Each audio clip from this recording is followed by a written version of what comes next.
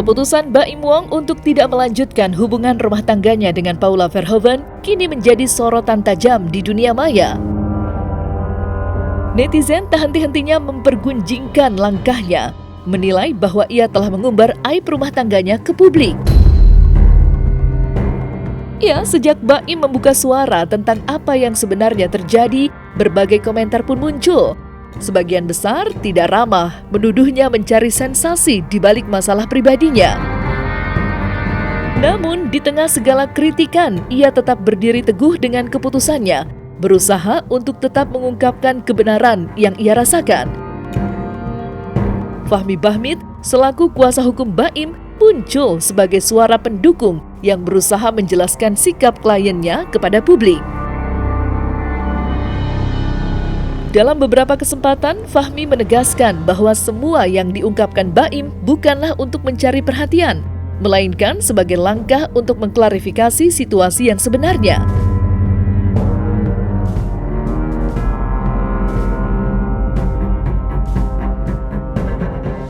Ini bukan membongkar, Pak. Ini menyampaikan kebenaran.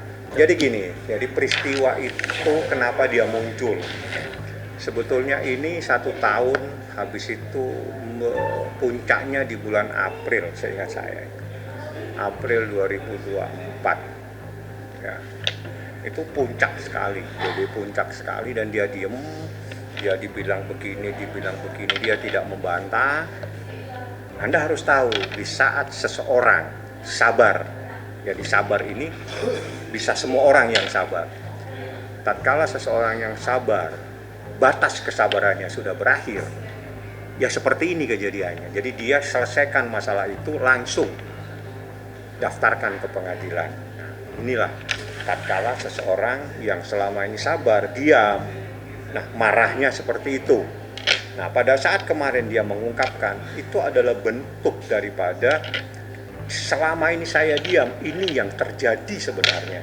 Kalau misalnya itu menjadi sesuatu yang saya harapkan, hal-hal yang negatif kan tidak perlu kita benarkan, kan gitu ceritanya. Jadi yang saya tahu, yang harus kita benarkan, yang harus kita tiru ada hal-hal yang positif. Itu kan begitu teorinya, tapi dia sudah menyampaikan dengan keberanian dia, itu luar biasa sekali. Karena sebetulnya yang ingin mengungkapkan itu adalah memang Baim sendiri. Bagi Baim, saatnya saya buka kebenaran. Jadi yang selama ini saya diam, Bang, yang selama ini apapun yang dibilang tentang diri saya tidak membantah. Saat saya marah saya teruskan ke pengadilan. Dan saya sampaikan, itulah Baim Wong yang ingin menyelesaikan permasalahannya yang diam selama ini. Mau saya dibilang pelit, mau saya dibilang beda-beda dia sama orang lain, mau apapun itu saya nggak apa-apa. Saya cuma mikirin anak saya doang. Saya nggak mau mereka itu tahu masalah ini.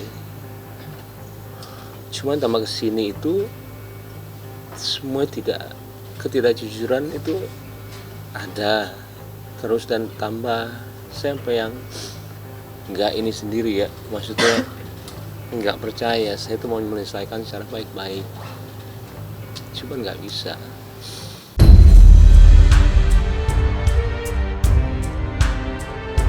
Meski perkataannya tidak sepenuhnya dipercaya oleh sebagian masyarakat, Baim Wong tetap bersikukuh dengan keyakinannya bahwa ia memiliki bukti yang cukup kuat untuk mendukung klaimnya. Dalam situasi yang penuh kontroversi ini, ia telah mengumpulkan bukti percakapan yang mencapai 20 halaman yang berisi rekaman komunikasi dan dialog penting yang ia anggap krusial untuk menjelaskan situasi sebenarnya. Baim berencana untuk melimpahkan semua bukti tersebut ke Pengadilan Agama Jakarta Selatan sebagai bagian dari proses hukum yang sedang berlangsung. Ia percaya bahwa dengan menghadirkan bukti-bukti tersebut, ia dapat memberikan kejelasan dan dapat membuktikan kebenaran atas apa yang telah terjadi dalam rumah tangganya.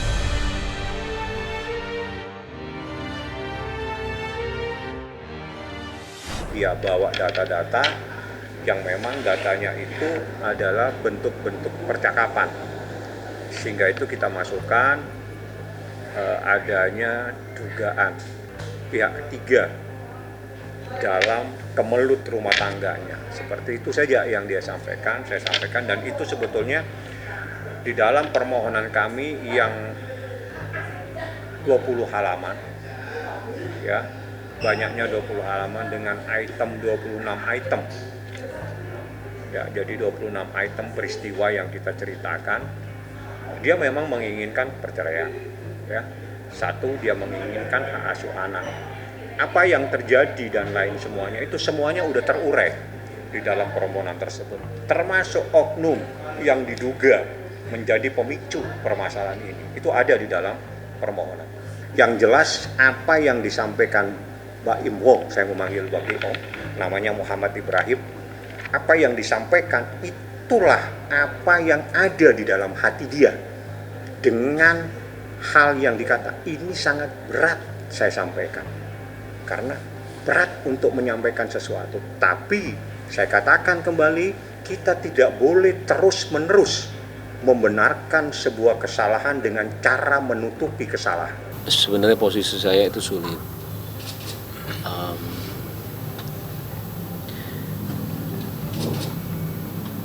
Saya memang bisa dibilang dikhianati sama dua orang terdekat saya,